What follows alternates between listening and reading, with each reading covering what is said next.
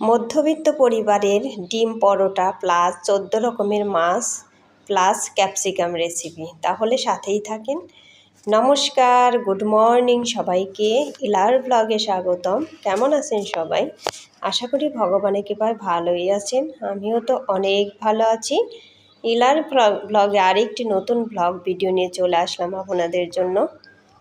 এই তো আজকে কিন্তু শাশুড়ি মার শখের জন্য এই ডিম পরোটা বানানো। শাশুড়ি মাই কিন্তু সব কিছু রেডি করে বানিয়ে দিচ্ছে আর আমাকে বলতেছে এইভাবে করো, ডিমগুলো ভেঙে ফেটিয়ে নাও। আর আমি আবার এই রেসিপিটা দেখি নাই, সেই জন্য কিন্তু আমাকে বলে দিচ্ছে। এই তো ভালো করে ফেটিয়ে নিলাম ডিমগুলো সব মশলা টশলা দিয়ে। এখন এই তো রুটি বানানোর তাওয়াও কিন্তু চুলায় বসিয়ে দিয়েছি। এখন এই যে রুটিগুলো একটু সেঁক দিয়ে নেব এই তাওয়ায়। তারপরে দেখি কিভাবে করতে হয়, সেটাও কিন্তু আমি ভালো করে জানি না। দেখি আমাকে এভাবে সেঁক দিতে বললো, সেঁক দিয়ে দেখি তারপরে কেমনে করতে হয়। এখন আরেকটা কিন্তু ফ্রাই প্যান বসিয়ে দিয়েছি। এখন এইটায় তেল দিয়ে দিলাম। তারপরে ওদিকে নাকি ডিমে ভিজিয়ে নাকি করতে হবে। এই তো আমাকে কিন্তু এই যে দেখিয়ে দিচ্ছে, যে আমি বলছি যে কিভাবে, আমি তো এটা দেখি নাই, সেই জন্য করতেও পারতেছি না। আর একটু বেশি করে তেল দিয়ে দিলাম। একটা ভাজার পর বুঝতে পারবো যে কীরকম হবে। এই তো এভাবে কিন্তু এইটার মধ্যে ভালো করে ভিজাইতে পারছি না আমি ডিম দিয়ে, কারণ বাটিটা একদম চাপা হয়ে গেছে। তাই আমাকে বলতেছে আর একটা ছড়ানো বাটিতে নেওয়ার কাজ ছিল। ঠিক আছে, একটা দিয়ে দেখি, তারপরে নয় আরেকটায় এইভাবে ভিজিয়ে নেব। এই তো ভালো করে কিন্তু ডিমগুলো মাখানো হয়ে গেছে। এখন দেখি এই যে কড়াইতে দিয়ে দিলাম, কারণ একবার না ভাজলে কিন্তু বোঝা যায় না যে কোনভাবে ভাজলে কীরকম হবে। এখন এই যে বুঝতে পারবো যে একটা দিয়ে দিলাম, তাই বুঝতে পারবো কীরকম হবে। এখন এই যে আবার আরেকটা চেক দিতে কিন্তু এই দিকের এইটা হয়ে যাবে ভাজা। তারপর আবার ওই রুটিটাও না ওইভাবে ডিমের মধ্যে ডুবিয়ে তারপরে কিন্তু ভেজে নেব। আর একটু কিন্তু আস্তে আস্তেই ভাজতেছি, কারণ বেশি হাই ফ্লেমে জাল দিলে না একটু তেয়ে যাওয়ার সম্ভাবনা থাকবে। সেই জন্য আস্তে আস্তে ধৈর্য সহকারেই কিন্তু ভাজতেছি। এই দেখুন ফুলতেছে কিভাবে। রুটিগুলো বানানো খুব ভালো হয়েছে। আর পরোটা বলে কথা, তাই না? পরোটা শুনলেই কিন্তু আমাদের সবার মুখে মোটামুটি জল চলে আসে। এই তো তারপরে কিন্তু এই যে এটা এখন একটা ছড়ানো থাল নিয়েছি। এখন এটার মধ্যে কিন্তু এইভাবে দিয়ে তারপর ডিমগুলো আমি মাখিয়ে নেব, তা না হলে কিন্তু এই চাপা বাটিতে আর হচ্ছিল না। আর তারপরে যদি আগে থেকে একটা বুদ্ধি থাকতো তাহলে কিন্তু আমি করতাম আলুর দম করে নিতাম, আর তা না হলে ছোলার ডাল করতাম। কিন্তু সেটা আর কিছুই রান্নাবান্না হয় নাই। মা শুধু বলতেছে যে ডিম পরোটা এগুলো এমনিতেই খাওয়া যাবে, এমনিতেই ভালো লাগবে, এই জন্য কিন্তু আর কিছু রান্নাবান্না করা হয় নাই। দেখি রান্না খেয়ে পরে যে কীরকম লাগে। তা না হলে সস তো আছেই, সস দিয়েই খাওয়া যাবে। এই তো একটা তো পরোটা হয়ে গেছে। এখন কিন্তু এইভাবেই চলবে। দুই চুলায় একটাই ছেঁক দিয়ে নেব, আর একটাই যে এইভাবে তেল দিয়ে ভেজে নেব। ওই দেখেন কত সুন্দর ফুলছে, এখন দেখেই কিন্তু লোভ লেগে যাচ্ছে। আমার তো ভয়েস দেওয়ার সময় একদম লোভ লেগে যাচ্ছে। আমার বন্ধুদের কি হবে সেটা কিন্তু জানি না। এই দেখেন কীরকম, এরকম পরোটা দেখলে কার না খেতে ইচ্ছে করবে, তাই না? দেখেন কত সুন্দর হয়েছে।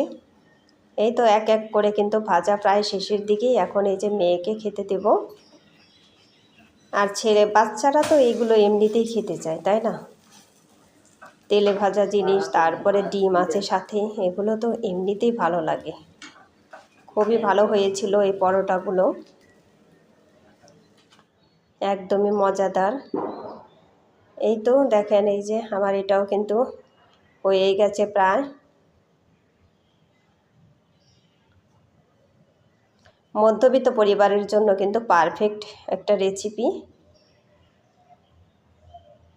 তেমন যে অনেক খরচ তাও না, কিন্তু এই দেখেন কত সুন্দর হয়েছে পরোটাগুলো, খুবই ভালো হয়েছে। তারপর কিন্তু আমরাও এক এক করে খেয়ে নেব, কারণ এই পরোটা একটু গরম গরম না খেলে কিন্তু খেতে ভালো লাগবে না। এখন এই তো দিশাকেও দিয়ে দিলাম, এখন আমিও খাবো, খেয়ে নেব। ওই সসের বোতল কিন্তু নিয়ে আসছি, কারণ ভাবলাম যে এমনিতে মনে হয় তেমন বেশি খেতে ভালো লাগবে না, সেই জন্য সসের বোতলটাও নিয়ে আসলাম, কারণ সসও বোতলে তেমন বেশি নেই, শেষ হয়ে গেছে।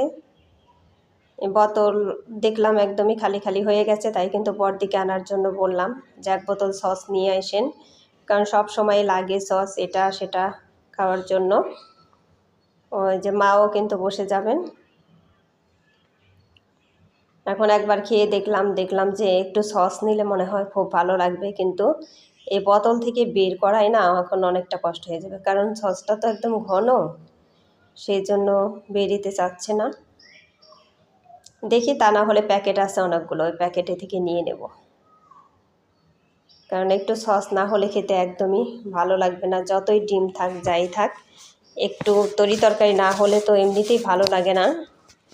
সেই জন্য তরি তরকারি নাই যেহেতু একটু সস নিয়েই খেতে হবে।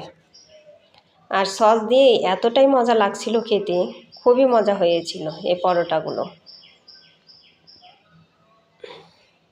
এই তো খাওয়া দাওয়া কমপ্লিট করে তারপরে কিন্তু রান্না বান্না, তারপরে বড়দা আবার বাজারে চলে গেছে মাছ আনার জন্য।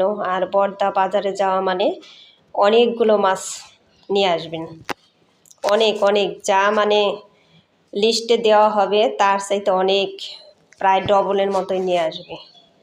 এই তো তারপরে এই যে বাদাম ভেজে নিচ্ছি। আর বন্ধুরা অনেকে কিন্তু ক্যাপসিকাম একদমই পছন্দ করে না, কিন্তু এই যে আজকে যেভাবে রান্না করব এইভাবে একবার দেখেন যে কিভাবে রান্না করি, তারপরে এইভাবে রান্না করে খেয়ে দেখবেন।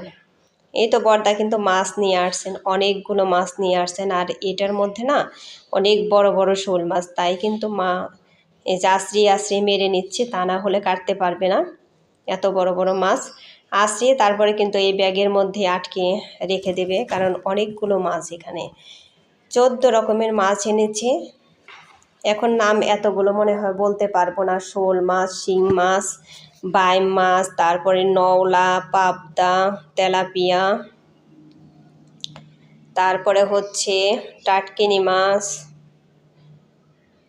মলা, পুঁটি, চিংড়ি, তারপরে কাচকির পোনা, আরও কী কী মাছ যেন আছে, আমি এতগুলো মাছের নাম এখন বলতেই পারতেছি না। পুঁটির নামও তো বলেছি, অনেকগুলো মাছই 14 রকমের মাছ আমরা গুনলাম। সবগুলো মাছই কিন্তু অনেক বেশি বেশি করে আনা হয়েছে, তারপরে বাটা আছে এর মধ্যে, দেখেন না কতগুলো মাছ। এখানে তো তেমন বেশি দেখা যাচ্ছে না, এমনিতে সামনে সামনে যদি দেখতে পারতেন তাহলে। পাবদার নামও মনে হয় বলেছি। যাই হোক 14 রকমের মাছ, এগুলো রান্না বান্না সেরে তারপরে কিন্তু মার সাথে আমি কাজে লেগে যাব, কারণ মা কুটে কুটে দিচ্ছে, ওগুলো আমি ধুয়ে নেব এক এক করে, তা না হলে এখন তো ভালোই গরম ছাড়া ধরছে, এত গরমে কিন্তু বেশি সময় এভাবে রাখলে মাছগুলো নষ্ট হয়ে যাবে। এখন তাড়াতাড়ি কেটে ধুয়ে ফ্রিজে রাখতে পারলেই কিন্তু একটা শান্তি, তা না হলে মাছগুলো খেতেও কিন্তু ভালো লাগবে না টাইম মতো না রাখতে পারলে। আর বন্ধুরা এই যে আপনাদের যে ক্যাপসিকামের কথা বললাম, এই দেখেন ক্যাপসিকামগুলো প্রথমে আমি একটু লবণ দিয়ে কিন্তু ভেজে নিচ্ছি, একটু লবণ হলুদ দিয়ে এগুলো ভালো করে একটু ভেজে নেব। এই তো ভাজাগুলো কিন্তু আমার হয়ে গেছে, এখন উঠিয়ে নেব। তারপর দেখেন যে কিভাবে রান্না করি, কারণ ক্যাপসিকামের কিন্তু একটা গন্ধ আছে, সেই জন্য খেতে তেমন বেশি ভালো লাগে না, আমাদেরও তেমন বেশি ভালো লাগে না।